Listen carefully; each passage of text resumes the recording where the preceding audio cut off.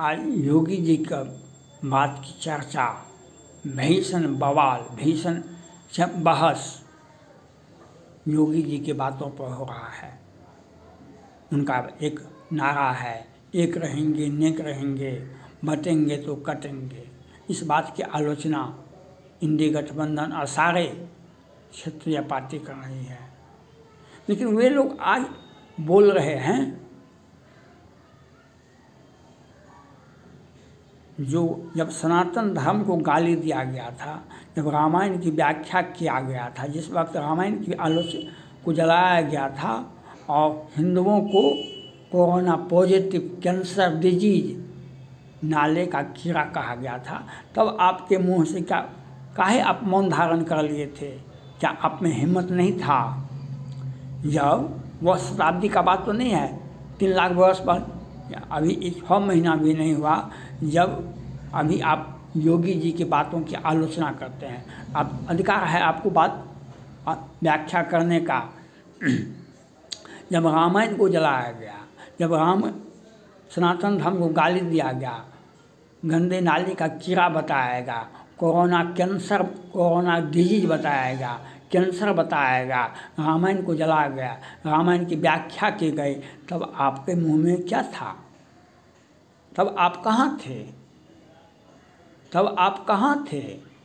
देश में नहीं थे, विदेश में थे।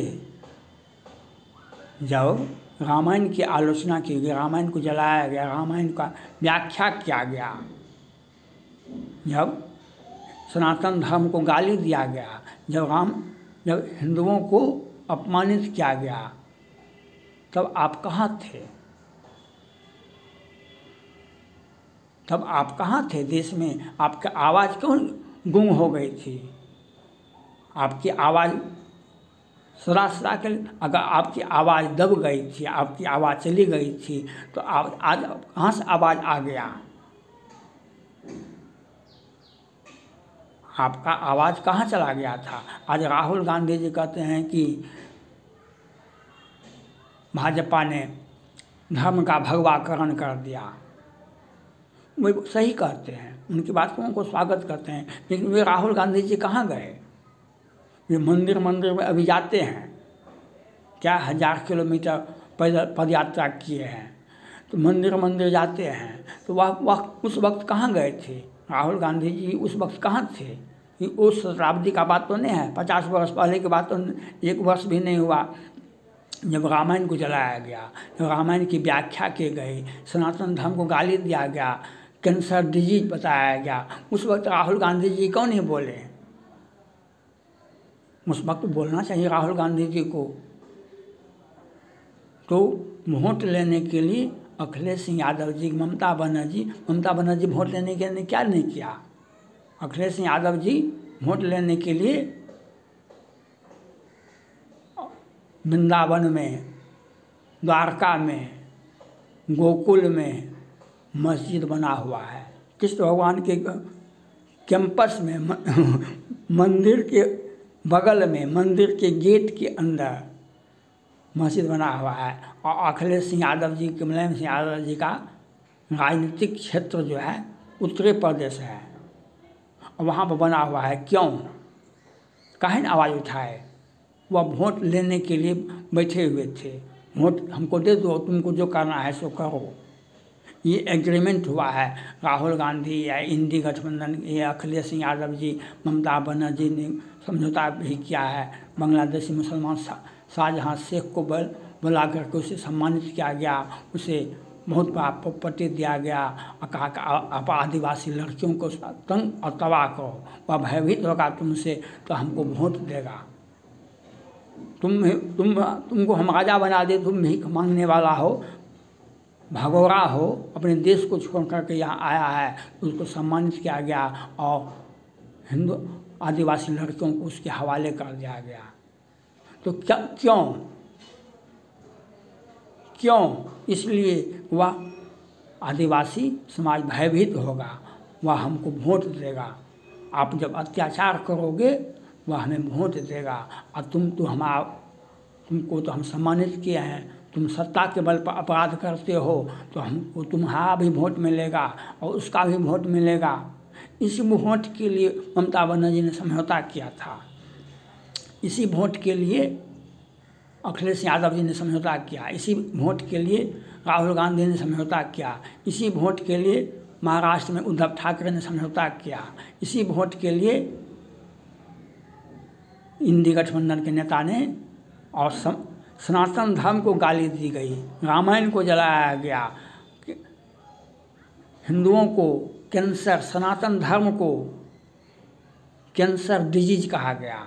उस वक्त आपकी आवाज़ कहाँ चली गई थी? ये जो आज मोदी योगी की बातों की आप आलोचना करते हैं, उस वक्त आपको कहाँ था? आपका आवाज़ क्यों गौन हो गया था? आप भयभीत थे, तो आपका भय अब कहाँ चला गया?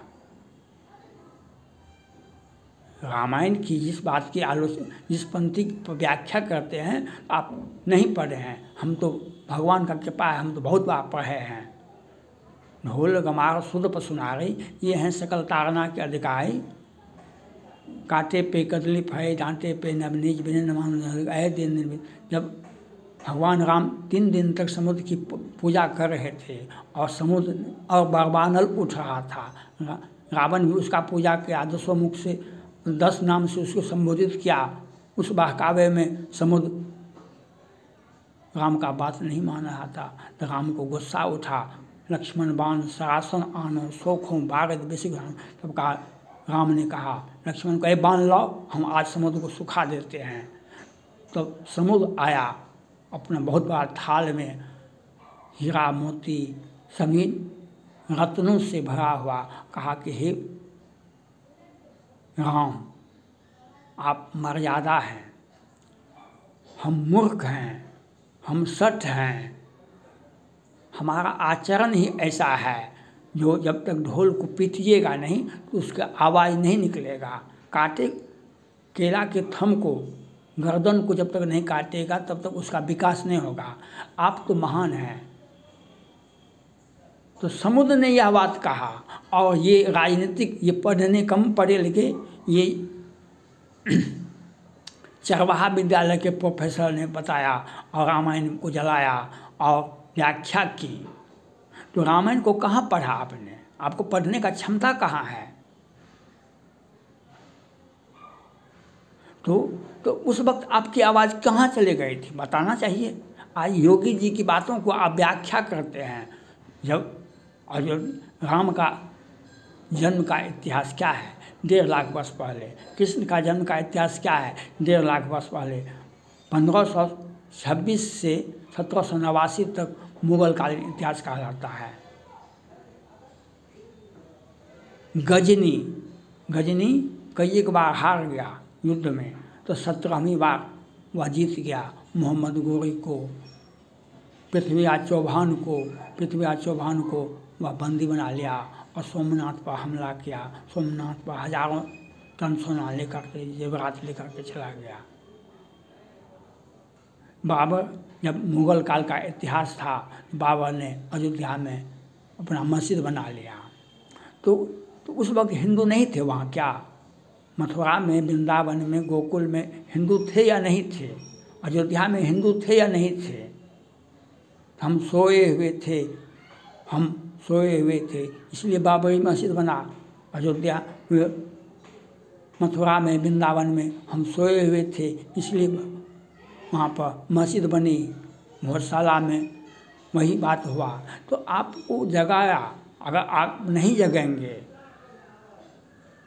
मोहम्मद गोरी भी आएगा, गजनी भी आएगा, बाबर भी आएगा, और आप सिख, जहाँ शाहजहाँ सिख पश्चिम बंगाल में आया ना, संदेश खाली में आया ना, तो वह इतिहास पुनः दोहराएगा।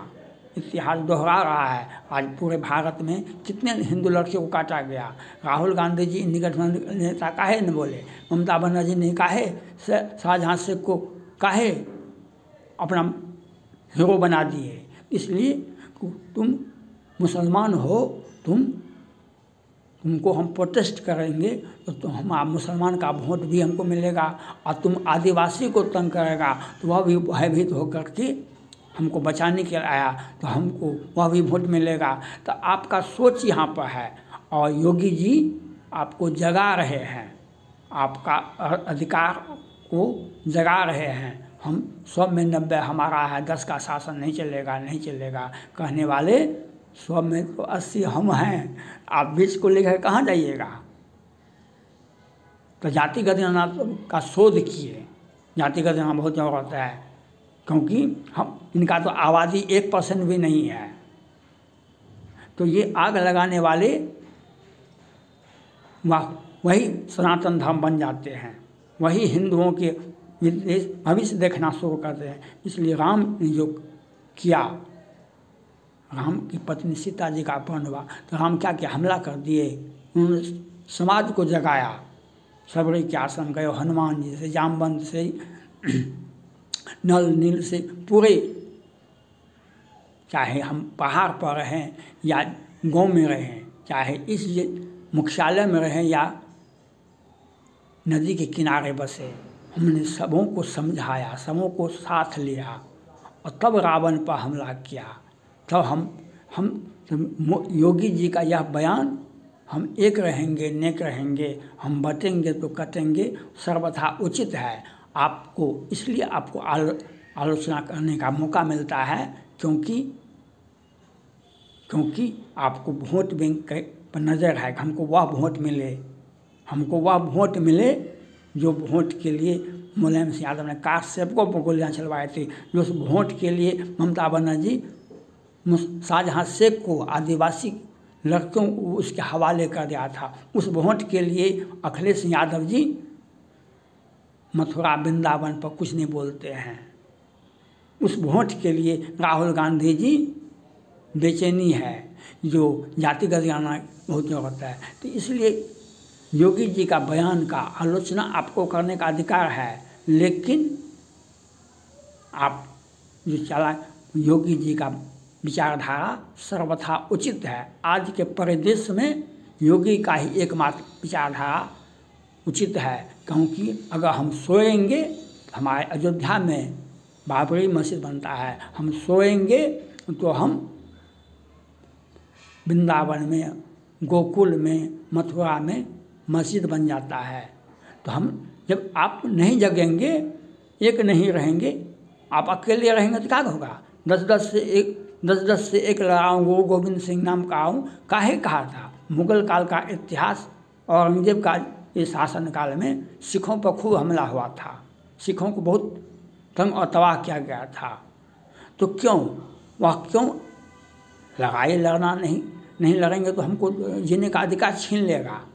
तो इसलिए आपको यह योगी जी समझा रहे हैं, जो आप एक रहोगे, नेक रहोगे, बटेगे तो कटेगे। यह स्वागत युक्त उनका बयान है, उनकी आलोचना नहीं। उनका पूरा देश की जनता को उनका बातों पर, विचारधारा पर स्वागत करना चाहिए। वे सबसे अच्छे संत हैं और सबसे परिपक्व राजनीतिज्ञ हैं। हम उनको स्वागत करते हैं इस विचारधारा के लिए। थैंक